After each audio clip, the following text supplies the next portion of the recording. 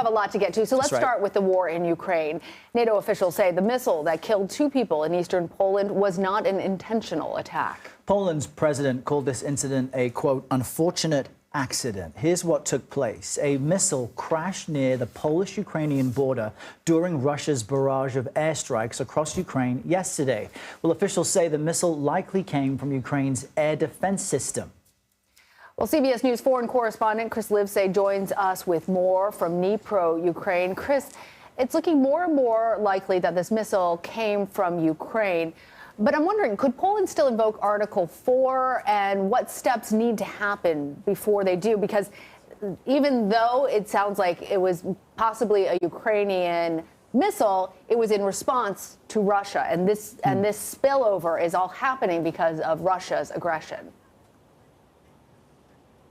Yeah, Lana and Errol, it's looking less and less likely that they'll actually do that. In fact, the Prime Minister of Poland just said that they probably won't have to invoke Article 4, and for precisely the reasons that you just mentioned. Both Poland and now the chief of NATO have said that it looks more and more likely like this was a Ukrainian missile that was shooting down a Russian missile in defense. We need to emphasize that over and over again in case people were under the misconception that this was Ukraine's fault. This was a missile that would not have been fired were it not for the fact that Russia had launched a barrage of more than 90 missiles and drones at the country of Ukraine. So it seems like one of these drones used to deflect that attack actually fell into Polish territory, but the investigation is ongoing. And talk to us more about just how any of this might work. As Lana mentioned, it's a bit of spillover. That's always been the fear, that if this war spills over to actual NATO territory, things could really kick up. Many of us are familiar with Article 5 of NATO's constitution. I think that's the attack on one is an attack on all. But talk to us more about Article 4, which goes on to state that all decisions that are made need to be made through consensus. That's right. So Article 4 is sort of like the waiting room for Article 5, but it doesn't necessarily lead to Article 5. Excuse me.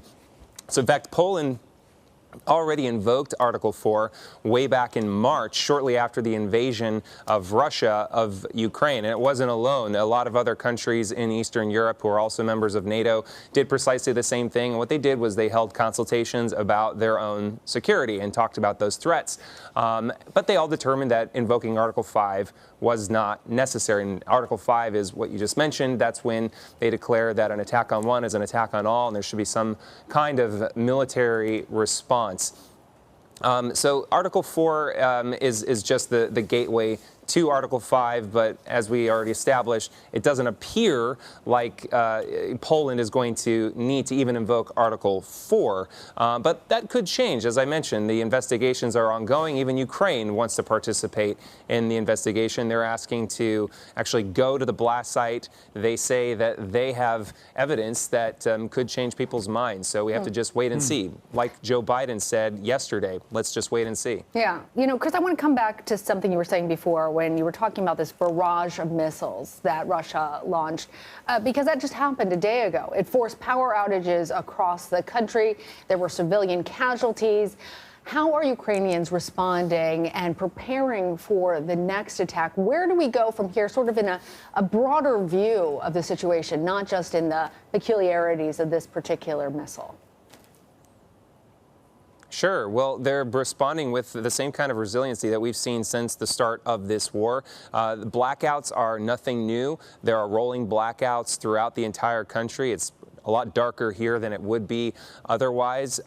You know, power was deprived to millions of households throughout the country in this one attack, which was the biggest mass-scale missile attack on the country since the start of the war. And it did target the energy infrastructure. So we're talking about power stations and substations, anything that you can use to keep the lights on in your home. Not just the lights on, but I should also emphasize the heat, or even providing clean water in a lot of places, because you need that energy in order to power the water system. So think about places like Kherson, the newly liberated city that's in southern Ukraine.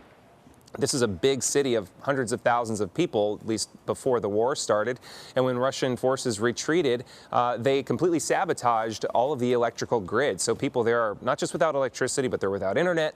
They're without clean water as well, and heat. I mean, it's getting very cold. It's forecast to snow any day now throughout the country. So this is a very sinister kind of siege-like attack on the entire country right now that is intended to not just make people's lives more and more uncomfortable, but to break the Ukrainian will and lead to some kind of